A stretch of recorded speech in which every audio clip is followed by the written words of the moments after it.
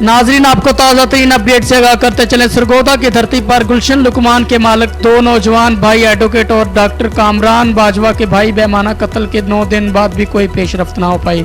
मजीद तफसीलात से आगाह कर रहे हैं हमारे नुमाइंदे मोहम्मद नदीम।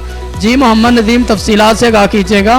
जी, सरगोदा की धरती पर गुलशन लुकमान के मालिक दो जवान भाई एडवोकेट समीउल्लाह बाजवा और डॉक्टर कामरान बाजवा के बेईमाना कत्ल के 9 दिन बाद कोई पेशरफ्त ना हुई होने पर सरगोदा कचहरी से जिमखाना, क्लब चौक और वकला बरदरी की रैली, जिसमें मजहबी और सियासी जमातों ने, सिविल सोसाइटी ने समेत तमाम शुबा ज़िंदगी के हर अफराद ने शिरकत की। पाकिस्तान अवामी तहरीक और तहरीक मनाजुल कुरान के कारकुनों ने शिरकत की। इस मौका पर मुख्तलिफ मीडिया चैनल से बात करते हुए secretary general PAT Mohammad Imran बेईमाना कत्ल के शदीद अल्फाज में मजम्मत की और हुकूमत वक्त से मुतालबा किया कि फौरी तौर पर कातलों को गिरफ्तार किया जाए और सज़ा दी जाए।